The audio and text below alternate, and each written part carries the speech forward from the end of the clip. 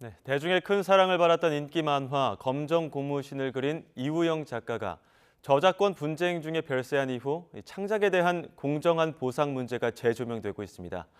아동 문학계의 노벨상으로 불리는 아스트리드 린드그렌상을 받으신 분이죠. 구름빵의 원작자 백희나 작가 역시 비슷한 일을 겪었는데요. 직접 모시고 이야기 나눠보겠습니다. 어서 오십시오. 안녕하세요. 예.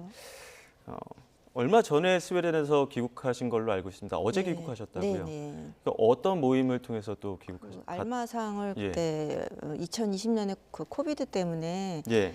그 시상식에 가지 못해서 이번에 이제 행사를 하러 갔다 왔습니다. 그러니까 이제 아동 문학계의 노벨상이 아스트리드 린드그렌상을 2020년에 받으셨는데 네, 네. 당시에 이제 코로나 때문에 이제 대면 모임을 못 하고 계시다가 이번에 가서 뭐 팬들도 만나고 거기 뭐 심사위원들도 만나고 그런 자리 가지신 네, 거군요. 네. 가보시니 어떻던가요? 뭐 슬프지만 오히려 외국에 가서 어떤 자존감이 많이 올라가는 경험을 했달까요? 네, 용기와 어떤 격려를 받은 굉장히 좋은 시간을 보내고 왔습니다. 예, 용기와 격려를 받고 또 자존감도 올라가셨다 말씀해 주셨는데 실제로 그 이 아스트리드 린드그렌상 받을 당시에 심사위원장 심사평 보니까 작가님 그리신 구름빵 비롯해서 달샤베트 또 장수탕 할머니 등 작가님 작품이 경이로운 세계로 가는 출입문이다 이렇게 또 표현을 하셨더라고요. 그 여러 가지의 출입문 중에 가장 아픈 손가락이라고 할 수 있는 구름빵 굉장히 긴 시간 또 출판사와 저작권 분쟁이 있었는데 당시에 느꼈던 현실적인 벽 혹은 가장 큰 어려움이 있다면 어떤 부분이었을까요? 먼저 어떤 고인의 안타까운 소식을 계기로 또다시 이런 이슈가 되고 제가 또다시 이런 발언의 기회가 생길 것 같긴 한데 굉장히 조심스러워요. 조심스럽고 그런 죽음이 가볍게 결코 이용되어서는 안 되기 때문에 일단은 굉장히 안타깝고 그 모습을 지금 영상에서 보니까 굉장히 가슴이 아파요. 그러니까 예. 너무 비슷한 일을 겪었는데 저도 패소를 하고 나서 예. 비슷한 생각을 했기 때문에 혹시 내가 죽으면 음, 돌려받을 수 있을까 이런 생각을 했던 적이 있었기 때문에 나는 살아남아서 예. 이런 이야기를 할 수 있구나라는 생각이 들어서 가슴이 굉장히 아픕니다. 예, 좀 어쩔 수 없이 좀 그 현실에 대한 이야기를 시청자분들에게 또 전해드려야 되기 때문에 그 아픈 기억을 다시 또 떠올리게 하는 부분에 대해서는 저희도 좀 죄송스럽게 생각을 합니다. 창작 활동을 하지 못했던 기간도 있으셨다고요, 그 소송 네, 기간 중에. 구름빵을 내고 그게 어떤 신인 작가의 데뷔작이었고 그게 경제적인 어떤 좀 안정성을 가져다 줬으면 좋았을 텐데 그러지 못했기 때문에 이제 생계를 위해서 어쩔 수 없이 이제 수주받은 일들을 계속 했어야 했고 한편으로는 그 저의 창작품인 구름빵이 저의 의지와는 무관하게 뭐 뮤지컬이나 어떤 전시가 열리기도 하고 공연을 하기도 하고 또 애니메이션이 나오기도 하면서 또 시리즈 책으로도 나왔어요. 예.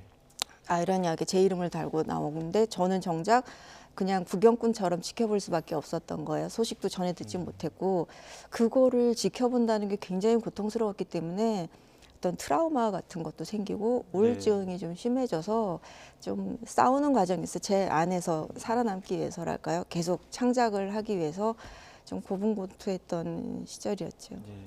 내가 그린 캐릭터가 어떻게 보면 분신처럼 느껴질 수도 있는 그런 캐릭터가 나의 의도와는 다르게 다른 곳에 다른 의도로 네, 쓰였다는 작품 부분이 의도가 분명히 있는데 그런 것들이 전혀 반영이 안 됐기 때문에 완전히 다른 작품이 돼서 세상에 나왔죠. 예, 앞서 영상으로 보셨지만 그 검정 고무신 만든 이우영 작가 별세한 후에 저작권 분쟁 상당히 힘들어했다는 것 알려졌습니다.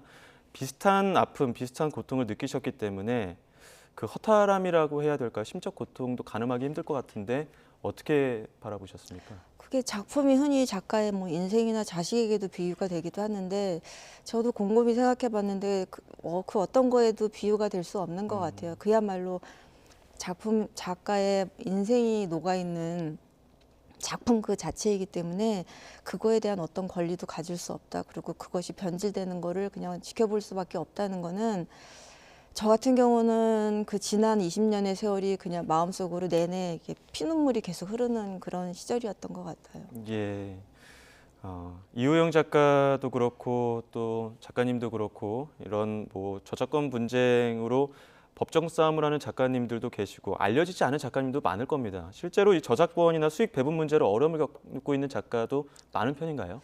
아무래도 작가는 개인이고 그리고 상대는 이제 뭐 법무팀을 가지기도 한 기업인 경우가 많기 때문에 예, 기업이 가지고 오는 계약서로부터 계약의 과정이 시작이 되잖아요. 예. 그러니까 분리할 수밖에 없는 상황이죠. 기업과 개인의 어떤 법정 공방이 있다 보니까 불리한 경우들도 있고 그런 작가분들도 상당히 있을 것 같은데 작가님이 어려움을 겪었던 것들 중에 하나가 보통 이제 신인 작가와 어떤 출판사 간의 그 어떻게 보면 고질적인 그 문제로 꼽히는 게 이 매질 계약입니다. 이 매절 계약입니다. 네. 매절 계약이 어떤 형태로 이루어지는 겁니까? 그러니까 매절 계약이 문제는 아니에요. 예. 매절 계약이냐 인쇄 계약이냐의 문제는 그런 저작물을 이용을 하고 그거에 대한 대가로 금액을 어떻게 얼마를 어떤 방식으로 지불을 하냐의 문제지 말하자면 매절 계약은 한꺼번에 일정 금액을 주는 걸로 끝인 거고 예. 인쇄 계약이라 그런 거면 수익에 따라서 일정한 지속적으로. 퍼센테이지를 계속 받는 형식이기 때문에 예. 그거 자체가 문제인 건 아니에요. 문제가 되는 거는 저작권을 양도받는 식의 모든 권리를 통째로 기업에게 양도되는 작가에게는 일절의 권리가 없는 그런 계약이 문제가 되는 거죠. 예. 그러면 초반에 그 매절 계약을 좀 이렇게 개편해야 되는 필요성도 있는 겁니다. 매절 계약이 필요한 경우도 있어요. 계약에 따라서 작가도 그걸 요구할 때가 있고 출판사도 편의해서 그거를 원할 때가 있어요. 그러니까 예. 사용 허락에 대한 어떤 금액을 주는 방식의 문제인 거지 매절 계약 자체가 나쁜 게 아니에요. 그러니까 저작권이 양도가 되는 게 문제인 거죠. 예. 그렇다면 그 계약이 매절 계약 자체도 어느 정도 필요한 부분이 있다고 한다면 왜 이렇게 불공정하게 이루어지는 경우들이 많아지고 드러나는 겁니까? 글쎄요, 그게 저작권이 말씀드린 것처럼 작가에게 예. 있어야 되는데, 예. 네, 그 권리가 기업에게 넘어가고 그게 어느 정도 일정 기간이 그렇게 되더라도 일정 기간이 되면 뭐 반환하는 형식이 되던가 아니면 성향적으로 작가들은 이제 계약에 강하지 못하고 집단보다는 개인 생활을 하는 사람이기 때문에 그리고 또 말한 것처럼 기업이 내민 계약서에서부터 계약의 과정이 시작이 되니까 그런 계약의 상황이 좀 불리한 거죠, 작가들에게. 그 출판업계 입장에서는 이렇습니다. 이제 매절 계약이라고 하면 출판 초기에 어느 정도 비용을 지불을 하고 투자를 한다. 어떻게 보면은 신인 작가를 발굴을 한다. 이런 입장인 거거든요. 그리고 양성을 위해서 도움을 준다는 입장인데 이런 부분에 대해서는 어떻게 보십니까? 그게 어느 정도 맞는 말씀이시고, 근데 출판사 입장에서는 굉장히 큰 투자를 하는데 어떤 손해를 감내하고서라도 그렇게 신인 작가들에 대한 투자를 하고 말하자면 이제 위험 부담을 안는다는 얘기인데 손해를 본다, 감수해야만 된다 그런 출판사의 입장도 있다고 얘기는 하는데 그거는 잘못된 논리라고 생각해요. 예. 저는 지금 수입에 대해서 돈에 대해서 얘기를 작가들이 하고 있는 게 아니라 작품에 대해서 작가가 가질 권리에 대해서 얘기를 하는 거거든요. 그 권리를 작가에게 귀속시킴으로써 작가는 자기 작품의 본질을 지킬 수 있고 편안하게 안심하고 자유롭게 창작을 뻗어나갈 수 있어야 되거든요. 예. 그런 문제지 출판사에게 리스크를 주면서까지 어떤 계약을 맺자라는 게 전혀 아니에요. 얼마든지 그런 상황에 맞춰서 그런 사용 금액에 대한 문제는 협의할 수 있는 부분이기 때문에 예. 작가에게 저작권을 귀속시킨다라는 게 출판사에게 위험 부담을 준다? 그거는 전혀 아니에요. 그러니까 그게 파트너십을 정말 작가랑 출판사가 동등한 파트너십을 맺어서 같이 상생하는 관계를 한다면 출판사 없이 좋은 콘텐츠를 얻을 수 있는 거죠. 어떻게 보면 그 계약 초기에 수익에 대한 부분을 출판사가 상당량을 가져가더라도 그래도 이 그림에 대한 어떤 권한만큼은 작가에게 남겨둬야 되지 않느냐 이런. 수입은 저는 양측에 합당하게 해야 된다고 생각해요. 꼭 어느 쪽이 더 유리하게 된다는 게 아니라 그거는 협의를 해서 서로 예. 이해관계가 맞게 맺으면 되는 거고 그 작가가 기본적으로 가져야 될 저작권은 작가에게 있어야 된다라고 말씀을 드리는 거죠. 예. 해외 사례는 어떻습니까? 유럽의 경우 같은 경우는 저작권이 아예 작가에게 귀속돼 있고 어떤 계약으로도 다른 곳에 양도될 수 없다라고 아예 법으로 돼 있는 것도 있다고 알고 있어요. 예, 그런 부분들이 그러니까 우리나라에서는 그런 법적 권한 같은 것들이 아직까지는 좀 이제 제도화되어 있지 않은 부분이 있다라고 보십니까? 그렇죠. 뭐 상황적으로 아직 우리나라에게 그런 제도를 도입하기가 예. 이르다라는 얘기를 하는데 저는 이렇게 생각해요. 제도나 시스템은 상황을 만들어가기 위해서 만들어져야 되는 거고 약자를 보호하기 위해서 만들어져야 되는 걸 생각하거든요. 그러니까 한국의 대한민국의 콘텐츠가 세계를 리드하는 수준에 왔는데 더 이상 어떤 상황을 더 기다려야 되는지 모르겠어요. 예. 구름빵 저작권 문쟁이 당시엔 이제 큰 이슈였고 2020년에 지금 패소 판결이 났습니다. 이후에 뭐 출판사와 작가의 관계라든지 뭐 달리 어떤 이야기들은 없었습니까? 그때 역시 구름빵이 이슈가 됐을 때 이런 실태를 엄중하게 점검하겠다 예. 했지만 해결되지 않았고 저는 패소를 했고 예. 그리고 결국 10년 뒤에 이런 안타까운 일이 생겼고 또다시 구름빵 얘기를 저는 또 하고 있는 거예요. 같은 이야기를. 예. 그때 정말 제대로 점검이 이루어지고 개선이 이루어졌다면 이런 일이 반복되지 않았겠죠. 그럼 지금 또다시 실태를 점검하겠다. 글쎄 저는 또다시 이런 일이 생기지 않은 한 그때 가서 또 저는 또 TV에 나와서 얘기하겠죠. 또 구름빵 일에 대해서. 예. 그 당시에 구름빵 사태 있었을 당시에 2020년 구름빵 사태 막는다 그러니까 구름빵 방지법을 뭐 발의하기도 했었는데 그런 부분에 대해서도 좀 제도화되는 부분이 좀 미흡한 부분이 있었고 이번에 다시 이런 일들이 반복이 됐는데 이번에도 공정거래위원회가 불공정 약관에 대한 실태 점검 나서겠다 이런 계획은 했지만 사실 이 부분에 대해서는 조금 저는 회의적인 시각이 전혀 있는 기대하지 겁니까? 않습니다.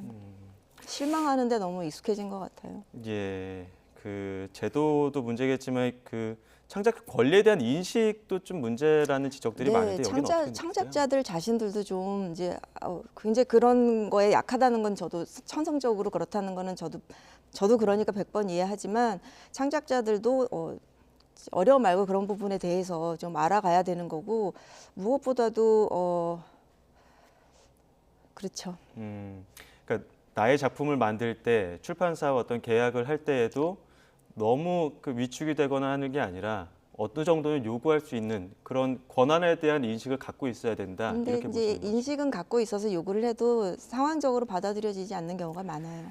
그렇죠. 네, 당신 작품 그렇게 대단하지 않다. 그럼 출판하지 마라 이렇게 나오면 이제 예.